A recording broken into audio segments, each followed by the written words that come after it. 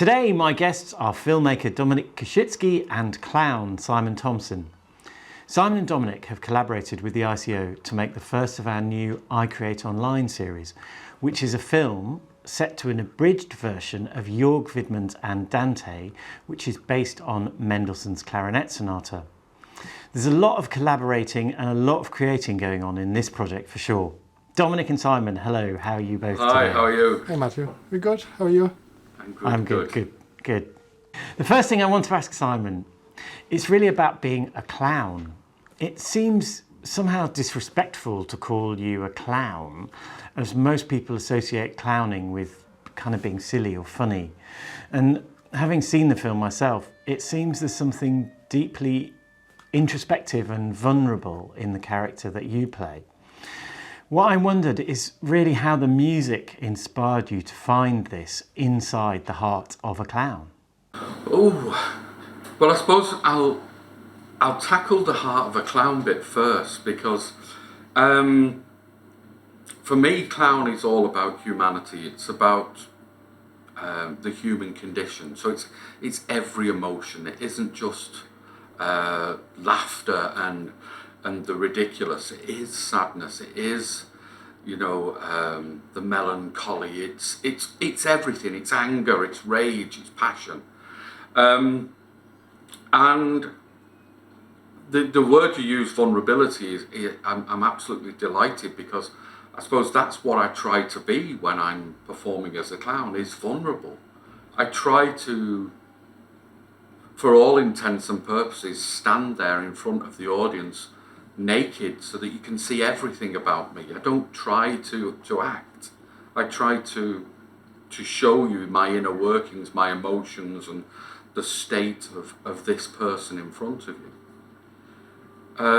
The music was a huge inspiration. I mean, the tone initially, just the timbre of the piece, this slightly breathy clarinet with a little bit of raspiness to it. There's this sense of almost isolation of a solo clarinet at the beginning, and then it flows beautifully. So that starts to inspire things like the movement and the choreography, that the body is trying to echo and, I suppose, counterpoint what is happening in the score, without overshadowing it and without trying to clash too much.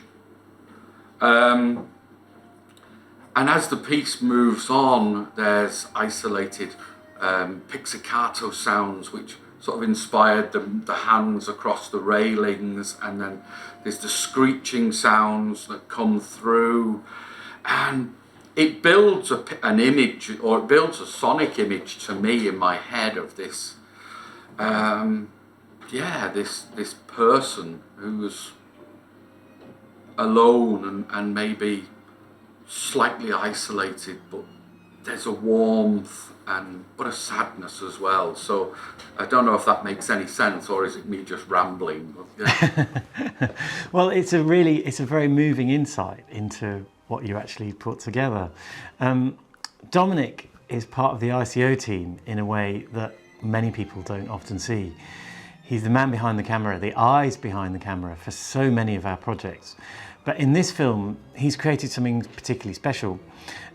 One of the moments, as Simon mentioned, where the music and the images link is where the character runs his hands over the railings at the same time as the harp plays. Dominik, I wanted to ask you a little bit about when you're making a film like this. Do you have any sense of the music running in your head when you kind of start the camera rolling? Or do you react to what you see in the moment? Or do you have specific ideas about what shots will be to fit with different parts of the music? Well, actually with this one it was interesting, because like when Simon agreed to do it, Katrina rang me and said, so here's the piece of music we're gonna use. And Simon's idea is like he's walking through the city. And when I listened to the music, I just saw the film. Like I was so excited, like I said, like it's perfect, like it's a perfect match. And I know Simon's work from before, so like I know it's not a regular kind of typical clown. So I kind of knew his character, and I just thought it's gonna be perfect. So like we were filming on Sunday morning, so we met on Saturday to go through the locations because Simon had an idea of what he wants to do, and we just went through the locations to kind of see what's there. So like we actually found that the yellow door on that recce, but I think that hand on the rails was just the moment, because we were thinking the People's Park gonna be closed, so there would be no access to go inside to film it.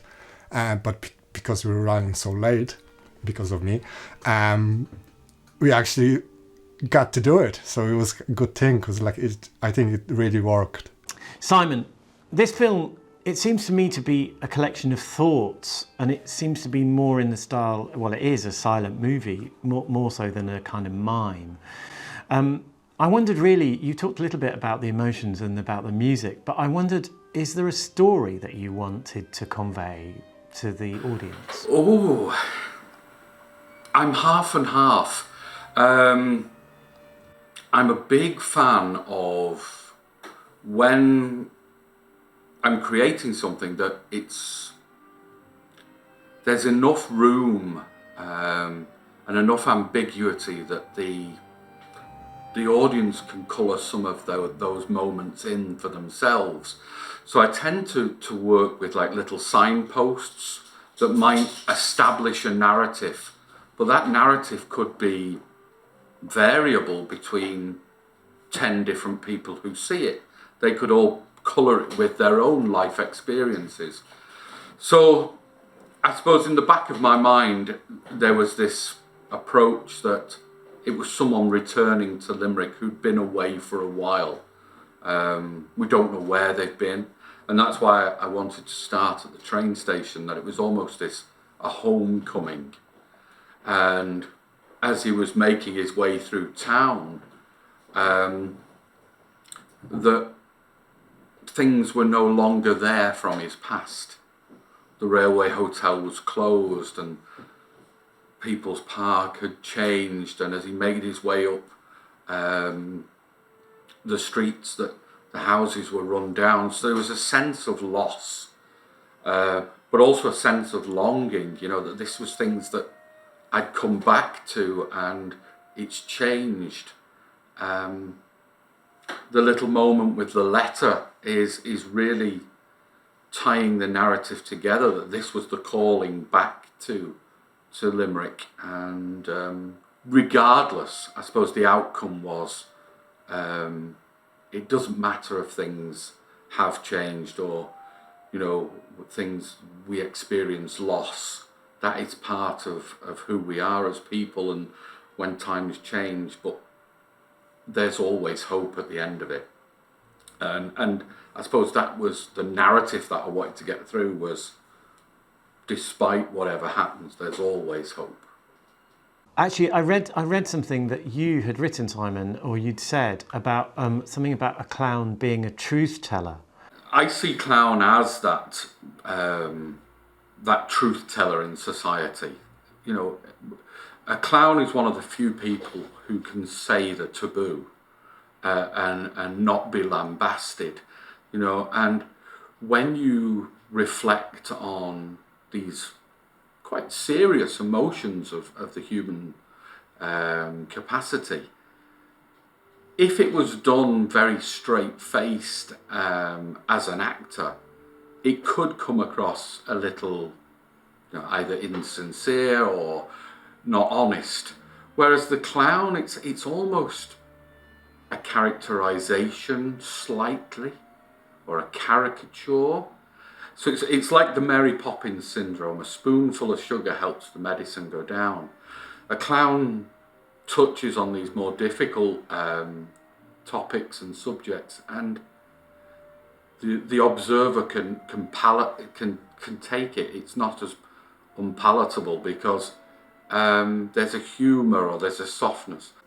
And I wanted to nod towards traditional mime of the white face, but I also wanted to hint at a little bit of social commentary, that the way I'd styled the makeup was actually a mirror image of how we're all walking around with disposable medical masks on at the moment. So that's why it is the bottom half. It just sort of, it sets this character in a place, but it's slightly ridiculous, and it's that ridiculous that softens the truth.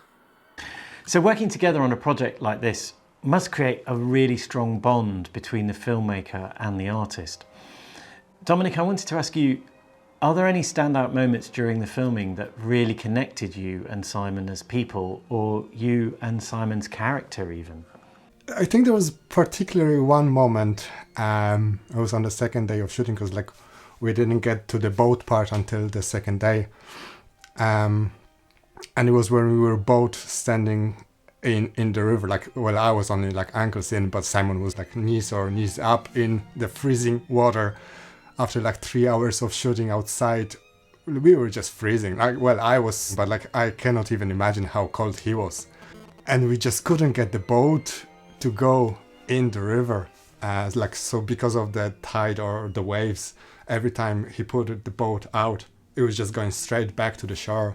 And Simon had a string to bring the boat back, but the string broke after 3 takes, I think.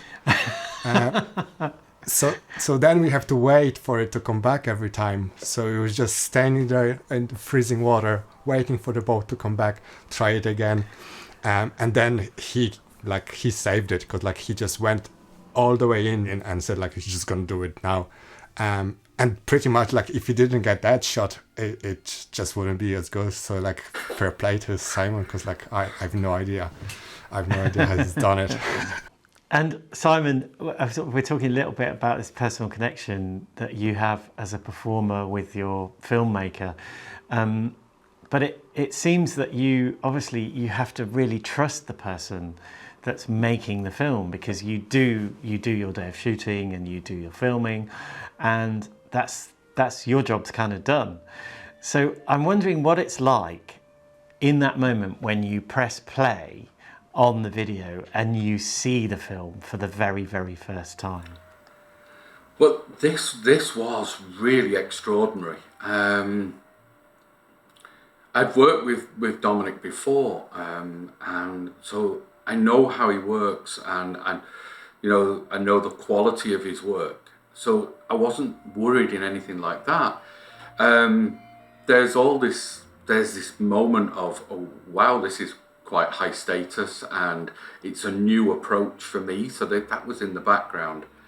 I think on the Monday morning, so we went back for a second day shooting, and just as I was getting changed on the side of the river, getting out of my wet clothes, and Dominik comes over with the phone, and he showed me some of the footage from the day before, and I was just blown away. I was totally taken aback at how he'd managed to capture the sense of what I was feeling inside. I was trying to emote this empathy and try and generate empathy and emote sort of the sadness and the sense of loss and the sense of longing and all these quite difficult emotions to do subtly. And I had no idea whether this was going to translate, because, as I say, normally I rely on the feedback of a live audience. So yeah, it was such a moment of joy. Stood there in a pair of soggy wet socks at the side of the road, watching some of the first day's footage from Dominik. Well, we are really out of time, so thank you so much, Simon and Dominik, for sharing some of the story behind Still Hope. Thank you. Still Hope will be released on the 25th of February via all the ICO social media channels. It's a collaboration between the ICO and Jörg Widmann with Simon Thompson and Dominik Kosicki.